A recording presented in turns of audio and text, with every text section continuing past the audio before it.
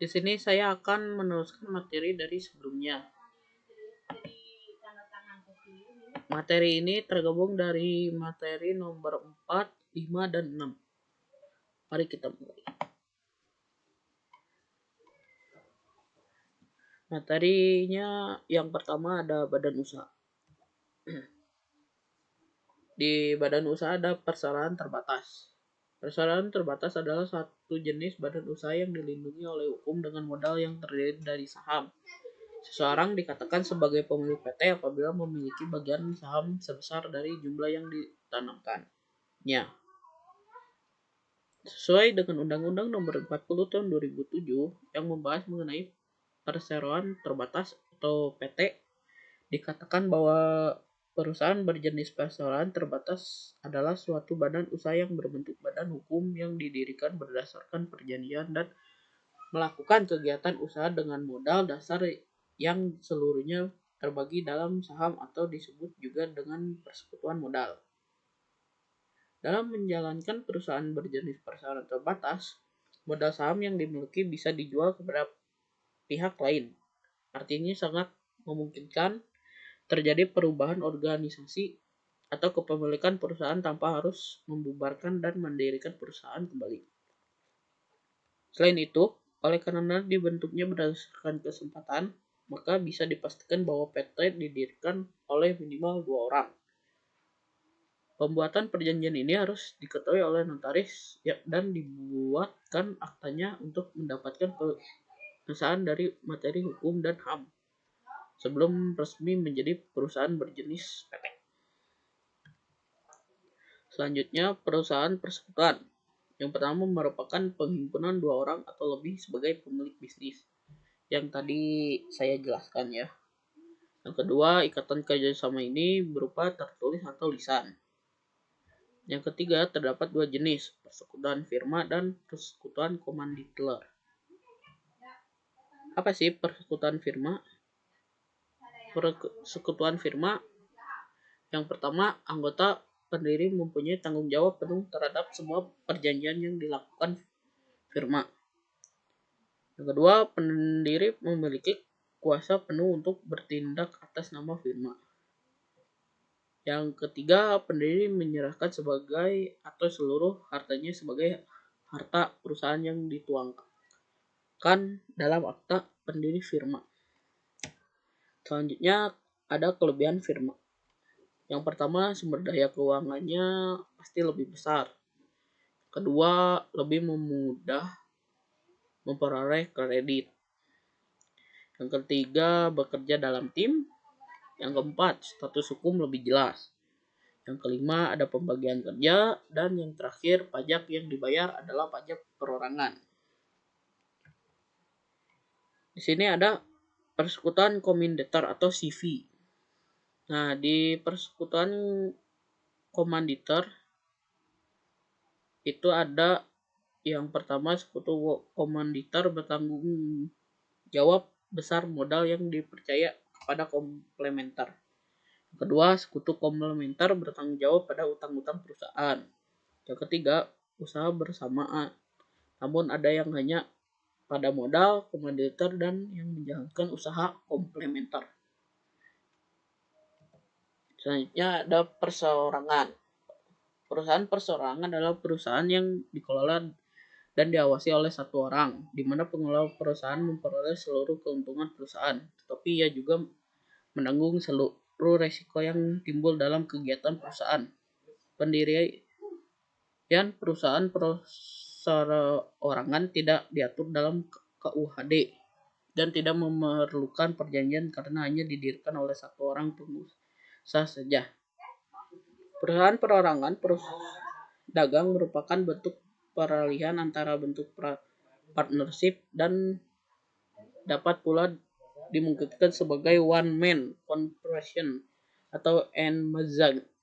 Dalam hubungan ini dapat pula diperlakukan pasal 6 dan pasal 8 Kitab Undang-Undang Hukum Dagang.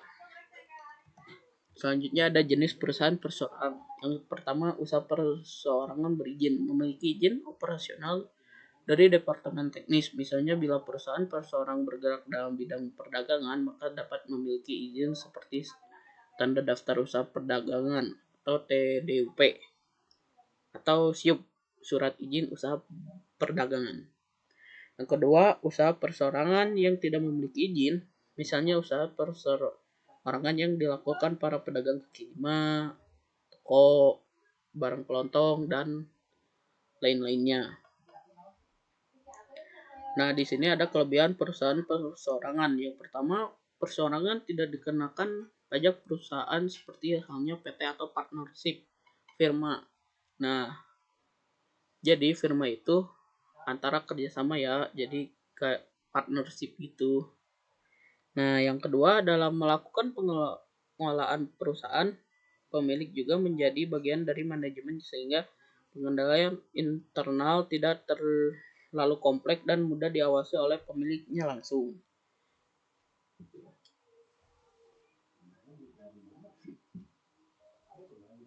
Yang ketiga, biaya yang rendah dalam pengelolaan. Karena karyawan yang bekerja di dalam perseorangan adalah si pemilik usaha tersebut. Yang keempat, tidak melalui proses administrasi hukum yang terlalu kompleks.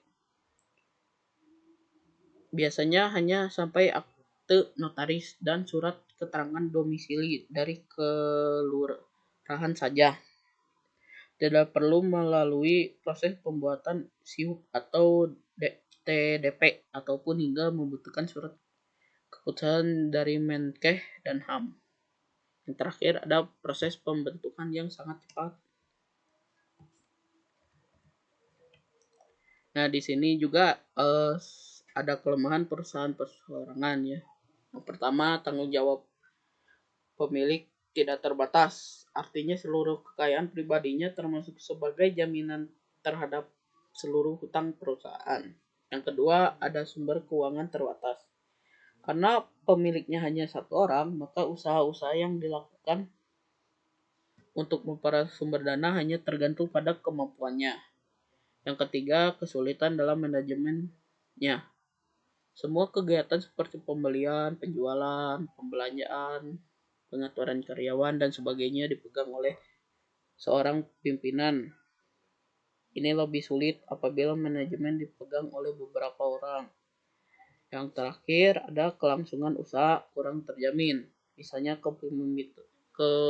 kematian pemimpinnya atau pemilik, bisa aja bangkrut atau sebab-sebab lain yang dapat menyebabkan usaha ini berhenti kegiatannya.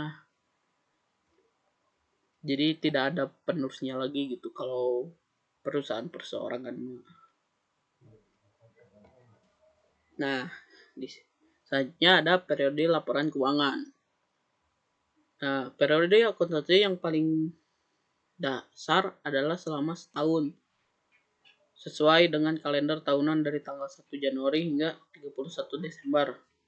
Pada umumnya perusahaan atau bisnis berukuran sedang akan mempersiapkan laporan keuangan tahunannya. Tetapi tidak sedikit juga perusahaan yang menggunakan periode tahun fiskal di mana 31 Desember bukanlah akhir dari periode, melainkan titik di mana kegiatan usaha mencapai aktivitas terendah pada periode tersebut tergantung dari jenis usahanya. Terkadang ada perusahaan yang tidak dapat menunggu hingga akhir tahun untuk mengetahui perkembangan perusahaan di mana orang-orang yang berkepentingan untuk membuat keputusan bahkan ingin mengetahui pencapaian perusahaan setiap bulannya, setiap bulan, kuartil, dan setiap tahunnya.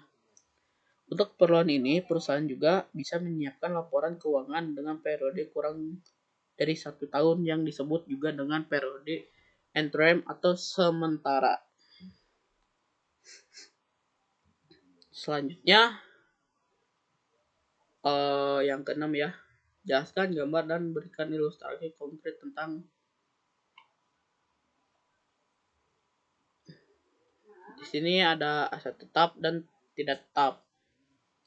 Aset tetap itu seperti contohnya mesin, bangunan, kendaraan, furnitur, perangkat komputer, alat, dan lain-lainnya. Selanjutnya ada aset tidak tetap ya. Aset tetap berwujud merupakan aset tetap yang bersifat relatif permanen yang digunakan dalam kegiatan perusahaan yang normal. Istilah relatif permanen menunjukkan sifat aset yang bersangkutan dapat digunakan dalam jangka waktu relatif cukup lama. Nah, klasifikasi aset tetap berwujud dapat dibagi ke dalam 4. Maaf ya, ini salah, harusnya aset tetap. Seperti ya benar-benar. Ini aset tidak tetap ya. Contohnya seperti tanah yang digunakan sebagai tempat berdirinya gedung-gedung perusahaan. Kedua, perbaikan tanah seperti jalan-jalan di sekitar lokasi perusahaan yang dibangun untuk tempat parkir atau pagar atau pembatas. Nah, yang ketiga, gedung seperti kantor, toko, pabrik, gudang, dan sebagainya. Yang keempat, peralatan seperti peralatan kantor, peralatan pabrik, mesin-mesin, dan mebel lainnya. Selanjutnya ada kewajiban jangka pendek, yaitu hutang yang harus dilunasi dalam tempo 1 tahun atau 1 periode akuntansi. Nah, yang pertama ada kewajiban jangka pendek yang jumlahnya sudah pasti adalah kewajiban jangka pendek yang sudah pasti terjadi dan jumlahnya sudah pasti.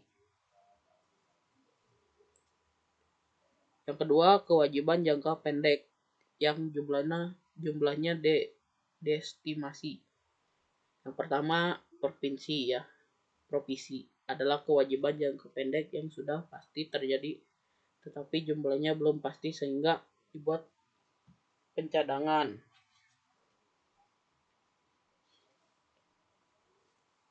Yang B, ada kontingensi, adalah kewajiban jangka pendek yang belum pasti terjadi dan jumlahnya belum pasti. Kewajiban kontingensi tidak diakui dalam laporan keuangan sehingga hanya perlu diungkapkan dalam catatan atas laporan keuangan.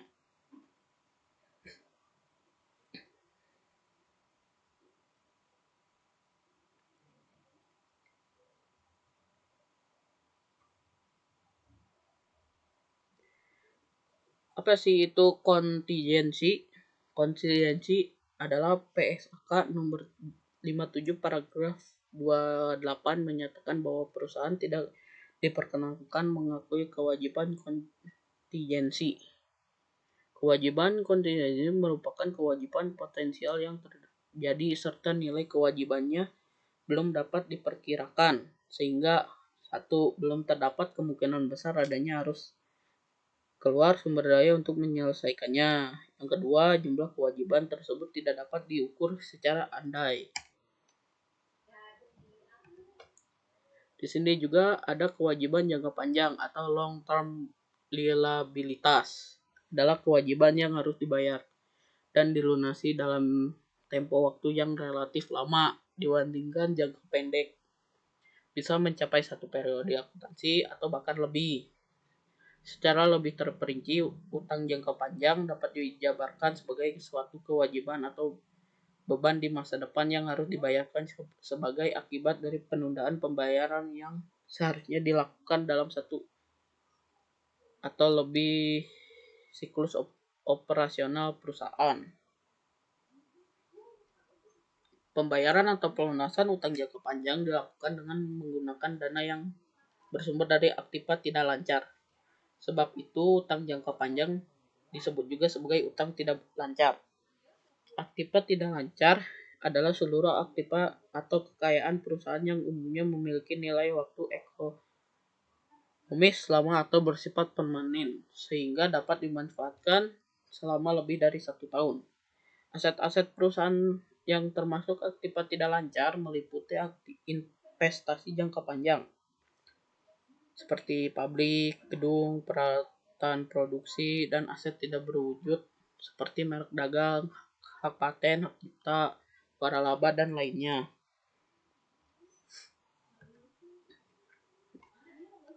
Di sini juga ada piutang, merupakan salah satu unsur dari aktiva lancar dalam neraca perusahaan yang timbul akibat adanya perjualan barang.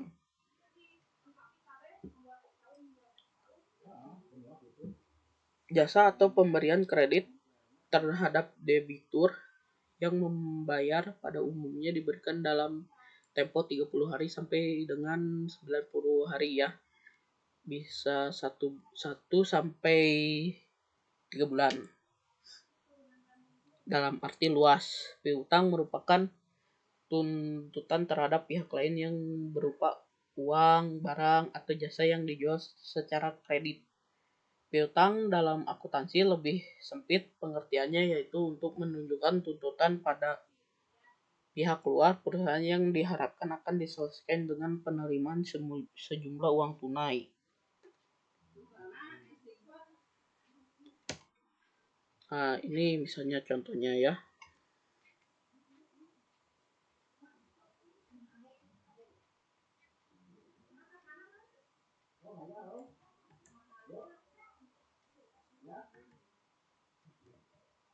Di sini juga ada utang ya.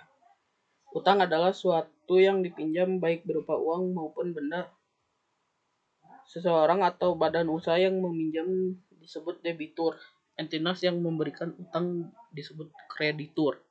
Utang merupakan pengorbanan manfaat ekonomi masa datang yang mungkin timbul karena kewajiban sekarang. Di sini ada contohnya ya. Misalnya keterangan beban perlengkapan, utang, jenjang gaji, sewa diterima di muka, beban asuransi, beban kerugian piutang, beban penyusunan peralatan, ikhtisar laba rugi.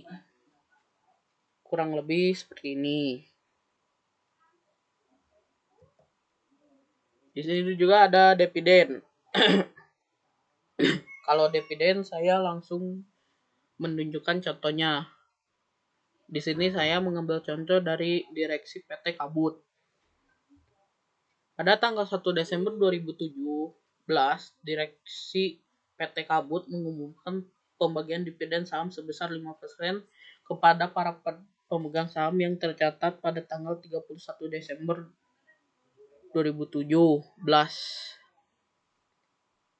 Dividen saham ini akan dikeluarkan pada tanggal 10 Januari 2018. Kompensasi modal pada saat pengumuman adalah sebagai berikut. Di sini ada modal saham, saham biasa, agio saham biasa, total saham, laba ditahan, total modal. Yang saham biasa 5 juta ya, karena kan 5%. Agio saham biasa ya tinggal dimasuk-masukin sih. Dan pada saat PT Kabut mengumumkan dividen harga saham pada saat itu sebesar 1.300.000 per 1.300 per lembar. Itulah berapa dividen yang harus dikeluarkan beserta buatlah jumlah yang diperlukannya. Kurang lebih seperti ini ya soal dividen. Nah, ini soal jawabannya.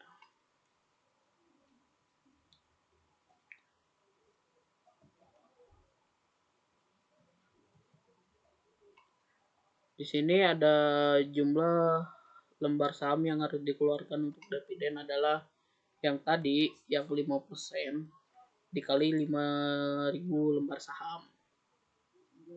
Jadi kan per ininya 250 lembar. Saham yang harus dikeluarkan untuk pembagian dividen adalah yang 1.300 per lembar dikali sama yang tadi yang 5% dikali 5.000 lembar per saham ya. Jadi mendapatkan 325 tuh.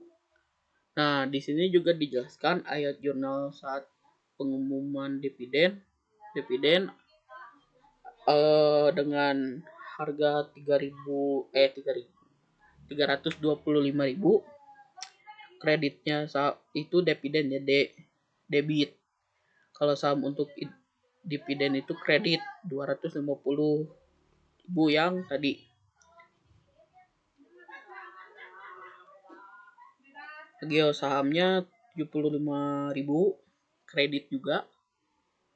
Nah, di sini ada ayat jurnal pada saat saham dikeluarkan. Saham untuk dividen 250 yang ada di sebelah debit, saham biasa 250 ada di kredit. Catatan, pada saat pencatatan 31 Desember 2017, perusahaan tidak perlu membuatnya.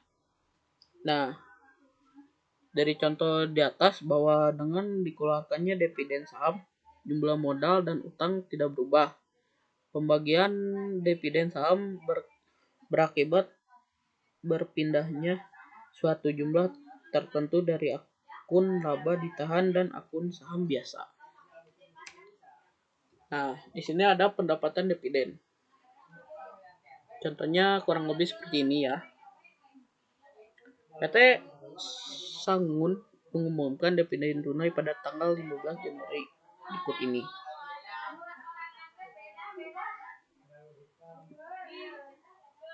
Dividen per lembarnya 4.000.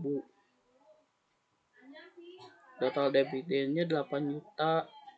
Itu buat saham preferensi nilai nominal 50.000 ya, sebanyak 2.000 lembar. Dan saham biasa nilai nominal 7.500 sebanyak 20 lembar saham. Di sini disuruh tanggal pencatatan terjadi tanggal 1 Februari dan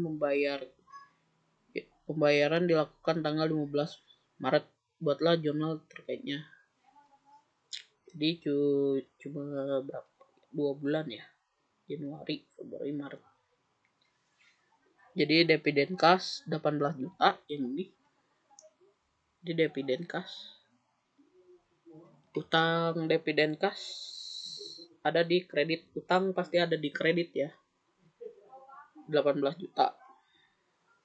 Terus tidak ada pencatatan ayat jurnal di bulan Februarinya. Nah, Maretnya utang dividen kas ada di debit. Kasnya ada di kredit. Pelunasan dividen. Nah, di sini juga ada pendapatan diterima di muka.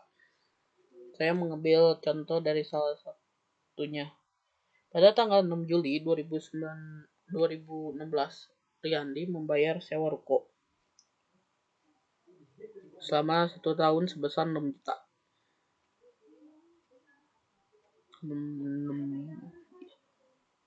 Jurnal tanggal 6 Juli 2016 adalah sebagai berikut. Kas debit. Kas ya ada di debit 6 juta. Pendapatan diterima di muka ada di kredit 6 juta. Pada waktu tutup buku tanggal 6 Desember 2017 akhir tahun ya, berarti jurnal penyesuaian adalah sebagai berikut.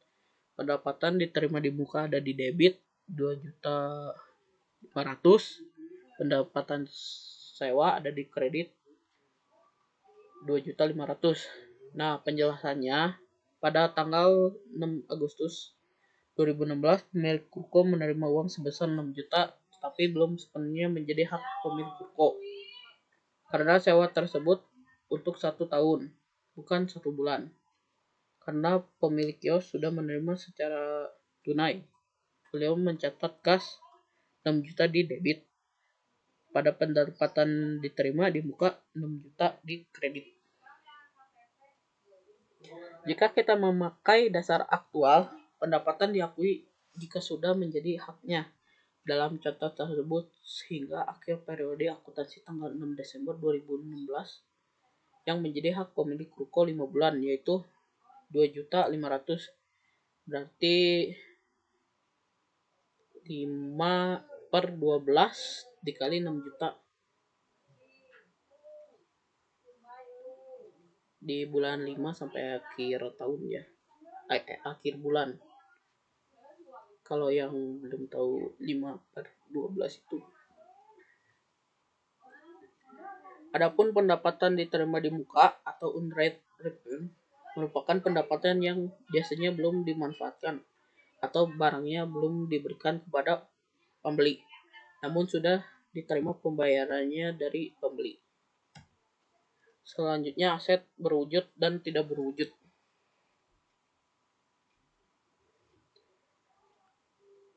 Saya mengambil contoh lagi. PT Maju Mundur mengeluarkan biaya jasa hukum sebesar 180.000 pada tanggal 1 Januari 2019 untuk mempertahankan patennya.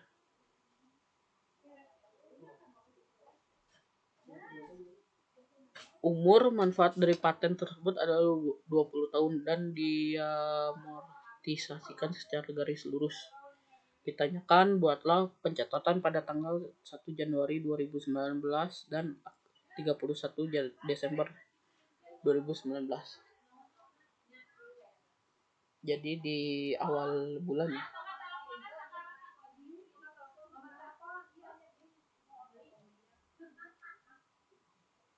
ya awal bulan sampai akhir bulan.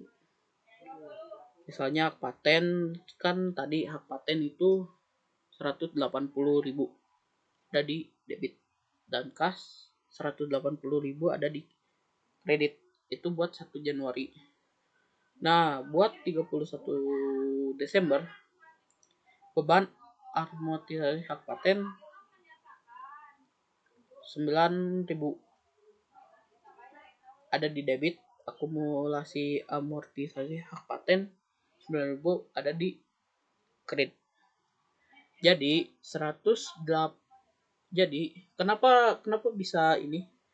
Kenapa bisa didapatkan 9.000? Karena 180.000 itu dibagi 2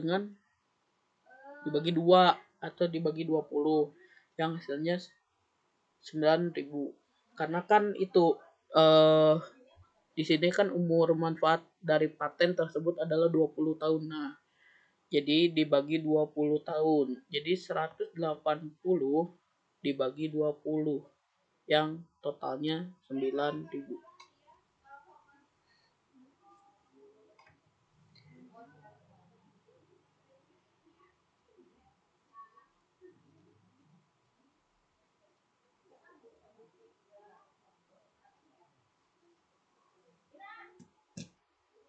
Di sini ada depresiasi. Saya juga depresiasi ini ya, menggunakan contohnya langsung. Berikut contohnya. Perhitungan metode penyusutan garis lurus. Saya mau menggunakan garis lurus contohnya. Dibeli sebuah bangunan pada tanggal 6 Agustus 2000 dengan harga beli nilai perolehan sebesar 1,2 M dengan masa manfaat selama 20 tahun. Soal hitunglah besar penyusutan per bulan dan akumulasi penyusutan sampai dengan bulan Desember. Di sini ada jawabannya, bisa kita lihat.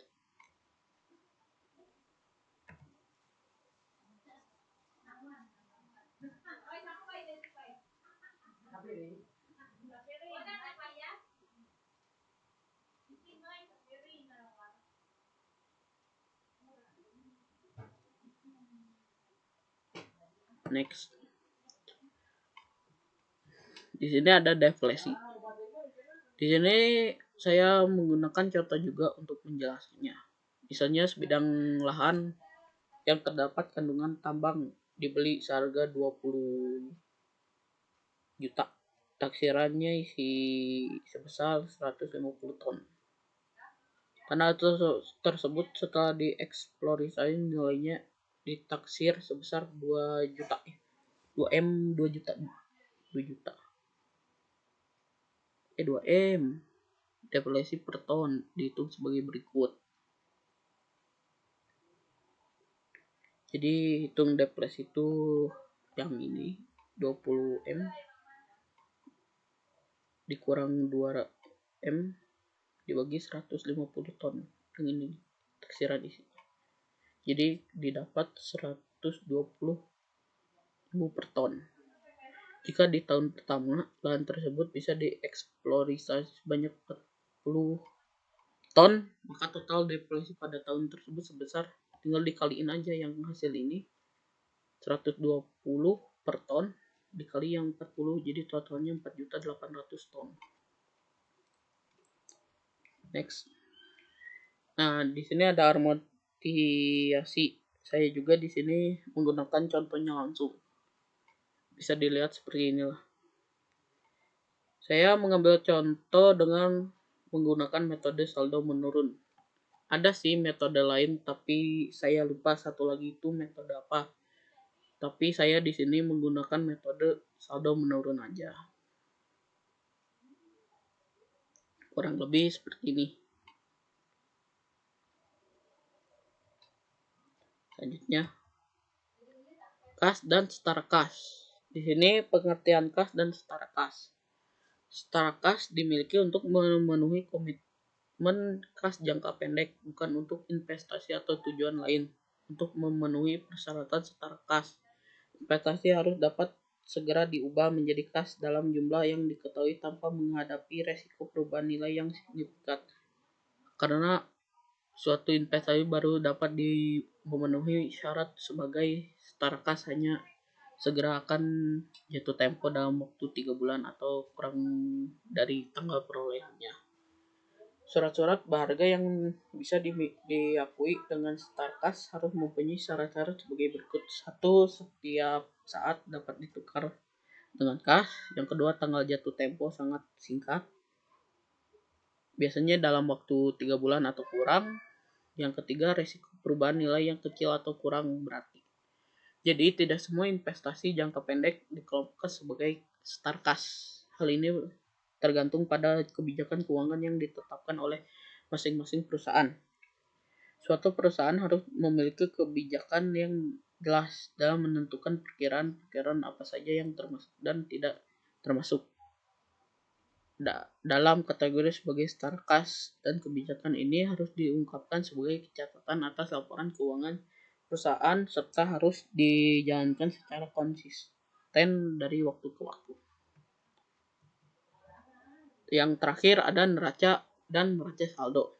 Di sini juga saya langsung ke contohnya ya.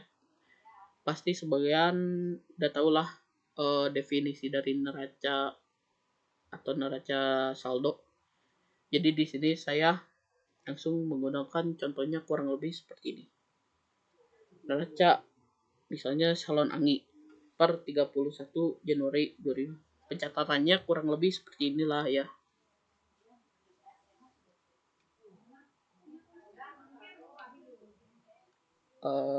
Sekian dari presentasi bab ini dari nomor 3 dari nomor 4, 5 dan 6 ya. Kita akan lanjut ke nomor terakhir adalah nomor 7 ya.